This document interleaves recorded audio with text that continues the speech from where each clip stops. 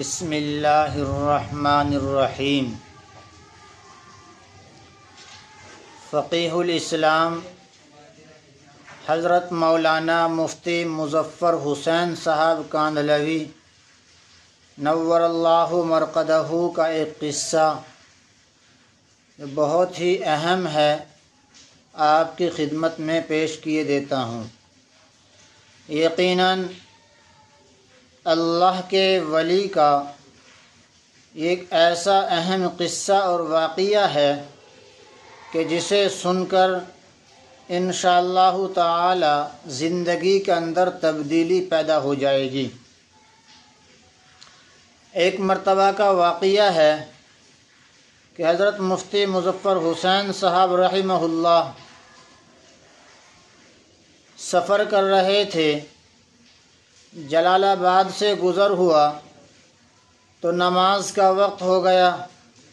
جلال آباد میں ایک مسجد میں نماز کے لیے پہنچے، وہاں جا کر دیکھا کوئی نمازی نہیں ہے، تو آپ نے اذان دی، مسجد میں صفائی کی اور دیکھا کہ اب بھی کوئی نمازی نہیں آیا، تو آپ نے وہاں کسی موجود آدمی سے معلوم کیا کہ بھائی کیا یہاں کوئی نمازی نہیں ہے، کیا یہ مسجد ایسے ہی ویران رہتی ہے؟ تو اس آدمی نے بتلایا کہ حضرت مسلمان تو یہاں ہیں، لیکن مسجد کے سامنے جو ایک خان صاحب کا مکان ہے، ان کے ڈر اور خوف کی وجہ سے یہاں لوگ مسجد میں نہیں آتے ہیں۔ وجہ یہ ہے کہ یہ خان صاحب شرابی آدمی ہیں، اور یہ خان صاحب ان کے پاس یہاں لڑکیاں رہتی ہیں، اور اس طرح کی باتیں ہیں۔ ان کے ڈر اور خوف کی وجہ سے مسجد میں کوئی نماز پڑھنے کے لیے نہیں آتا، یہاں ان کا دبدبہ ہے۔ اور یہ خان صاحب نشے میں مست رہتے ہیں۔ حضرت مفتی مظفر حسین صاحب رحمہ اللہ نے جب یہ بات سنی تو آپ اس خان صاحب کے پاس پہنچے، دیکھا وہ نشے میں مست ہے اور اس کے پاس میں فواحشہ عورتیں وہ طوائفہ وہ بیٹھی ہوئی ہیں۔ آپ نے اسے جا کر خطاب کیا اور پوچھا کہ اگر خان صاحب آپ نماز پڑھ لیتے تو اچھا ہوتا۔ تو خان صاحب نے کہا، حضرت میں نماز تو پڑھ لیتا لیکن میں وضو نہیں کر سکتا ہوں۔ ایک بات تو یہ ہے، دوسری بات یہ ہے کہ دو بری عادتیں مجھ سے ایسی چمٹ گئی ہیں، لگ گئی ہیں کہ میں ان کو چھوڑ نہیں سکتا، چھٹنی بہت مشکل ہیں۔ وہ دو باتیں کیا ہیں، وہ دو عادتیں کیا ہیں؟ فرمایا ایک تو یہ ہے کہ میں شراب کا عادی ہو گیا ہوں، نشے کا عادی ہو گیا ہوں، یہ چھوڑنا میرے لیے بہت مشکل ہے۔ دوسری بات یہ ہے کہ یہ فاحشہ عورتیں، بدکار عورتیں یہ میرے پاس رہتی ہیں، یہ بھی مجھے عادت پڑ گئی ہے، یہ بھی چھٹنی بہت مشکل ہے۔ حضرت مفتی مظفر حسین صاحب رحمۃ اللہ علیہ نے اس خان صاحب کی باتیں سن کر فرمایا، خان صاحب ایسا ہے کہ آپ بغیر وضو کے ہی نماز پڑھ لیا کریں، اور آپ شراب بھی پی لیا کریں، آپ شراب بھی پی لیا کریں اور آپ بغیر وضو کے نماز پڑھ لیا کریں۔ یہ سن کر اس خان صاحب نے وعدہ کر لیا کہ ٹھیک ہے انشاءاللہ میں ایسا ہی کیا کروں گا، آئندہ میں بغیر وضو کے ہی نماز پڑھوں گا اور آئندہ میں شراب بھی پیتا رہوں گا۔ اور یہ کہہ کر حضرت وہاں سے رخصت ہو گئے۔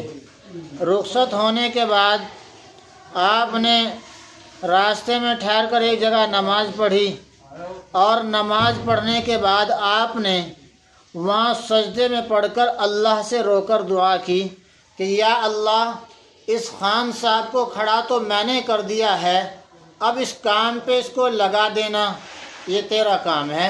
میرا کام تو اللہ اتنا تھا کہ میں نے اس کو نماز کے لیے تیار کر دیا ہے۔ وہ خان صاحب جب ظہر کی نماز کا وقت ہوا اور ظہر کی نماز کا وقت ہونے کے بعد اس نے سوچا کہ میں آج پہلی بار نماز پڑھنے کے لیے جا رہا ہوں، تو کم سے کم آج تو میں غسل کر کے چلا جاؤں، اور آج کے بعد آئندہ جب نماز پڑھوں گا تو بغیر وضو کے پڑھ لیا کروں گا۔ غسل کر کے وہ خان صاحب مسجد میں پہنچا اور پہنچنے کے بعد اس نے نماز پڑھی۔ نماز پڑھنے کے بعد وہ اپنے باغ میں چلا گیا اور عصر کی نماز کا وقت ہو گیا۔ اس کا وضو باقی تھا، اس نے وہیں عصر کی نماز اسی وضو سے پڑھ لی جو اس نے ظہر میں کیا تھا، غسل کے وقت میں جو غسل کیا تھا۔ گھر آیا تو مغرب کی نماز کا وقت ہو گیا، مغرب کی نماز بھی اس نے پڑھ لی وضو کے ساتھ میں۔ جب رات کا وقت ہوا، عشاء کی نماز اس نے پڑھی تو وہ اپنے گھر پہنچا کھانا کھانے کے لیے، اور جا کر اس نے اپنی زوجہ محترمہ کو دیکھا، اپنی اہلیہ کو دیکھا جو بڑی حسین و جمیل تھی اور خوبصورت تھی۔ وہ کھڑا کا کھڑا رہ گیا اور اس نے اپنے خادموں سے عرض کیا کہ ایسا کریں کہ میرا بستر گھر بچھا دیں، میرا بستر گھر بچھا دیں، اور جتنے بھی یہ خادمائیں، نوکرانیاں اور یہ عورتیں یہاں محل میں یا گھر میں جمع ہیں، ان سب کو کہہ دیں کہ اپنے گھر چلی جائیں۔ اللہ کے ایک نیک بندے کی وجہ سے وہ خان صاحب جو شراب کا عادی تھا، وہ خان صاحب جو برائیوں کا عادی تھا، اس نے اپنی برائیوں سے، اپنے شراب کے نشے سے توبہ کر لی اور وہ نمازی بن گیا۔ اور وہ مسجد اس خان صاحب کی وجہ سے اور فقیہ الاسلام حضرت مفتی مظفر حسین صاحب رحمہ اللہ کی اس حکمت کی وجہ سے وہ نمازی بن گیا۔ یہ اللہ والوں کی بات ہوتی ہے۔ کہتے ہیں کہ اس کے بعد تقریباً 25 سال تک وہ زندہ رہا، لیکن کبھی اس کی زندگی میں تہجد کی نماز اس کے بعد پھر فوت نہیں ہوئی ہے۔ تو میرے بھائیوں، آپ نمازوں کا اہتمام کریں۔ حدیث کے اندر آتا ہے کہ نماز دین کا ستون ہے، اور نماز جو ہے یہ کامیابی کا زینہ اور ایک سیڑھی ہے، اس سے ترقیات ملتی ہیں۔ نماز پڑھنے سے انسان اللہ رب العزت کے قریب ہوتا ہے، اس لیے جا بجا قرآن کریم میں بھی نماز کا حکم دیا گیا ہے، اقیموا الصلاۃ وآتوا الزکاۃ، اقیموا الصلاۃ وآتوا الزکاۃ۔ اس لیے آپ بھی ارادہ کریں کہ انشاءاللہ ہم بھی 5 وقتہ نمازوں کا اہتمام کریں گے۔ اللہ رب العزت ہم سب کو نمازوں کی پابندی کی توفیق عطا فرمائیں۔